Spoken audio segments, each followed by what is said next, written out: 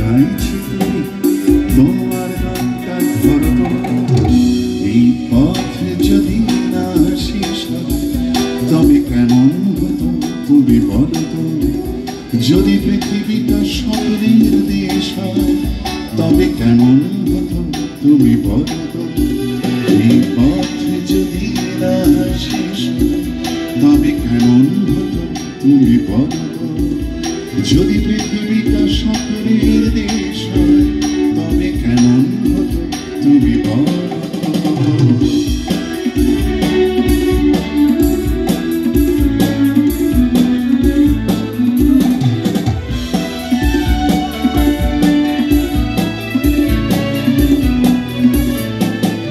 আমি ঠিক জানি না যে আপনাদের মধ্যে কতজন এই গানটা আগে শুনেছেন, হয়তো অনেকেই শোনেননি।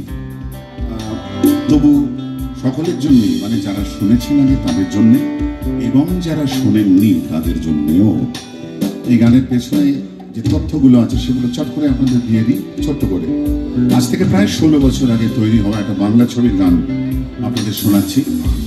ছবির নাম ছিল চলো লেটস গো। ছবির পরিচালক ছিলেন অঞ্জন দত্ত।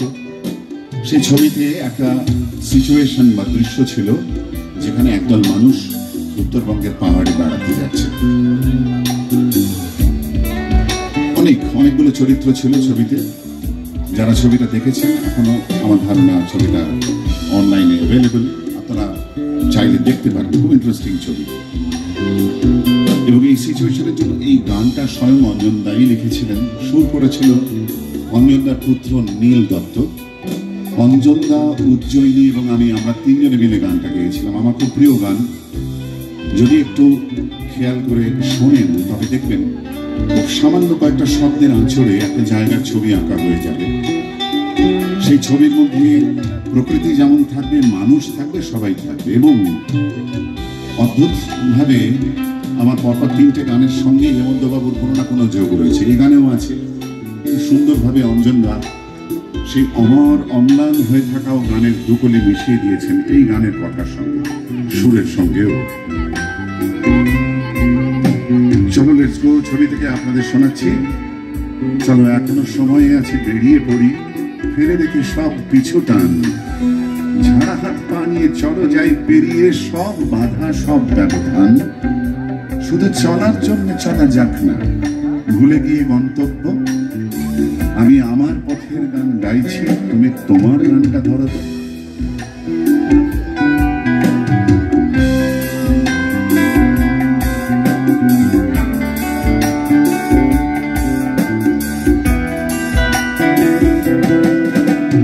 পাইনের ফাঁকি ফাঁকি মিলছে আকাশ, উঁকি মেরে ডাকছে তোমার।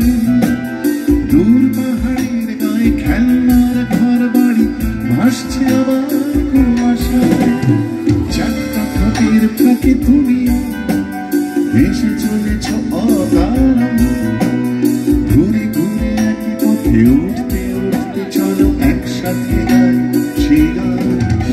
এই পথ যদি না শেষ হয় তবে কেমন হতো তুমি বলো তো। যদি পৃথিবীটা স্বপ্নের দেশ হয় তবে কেমন হতো তুমি বলো তো।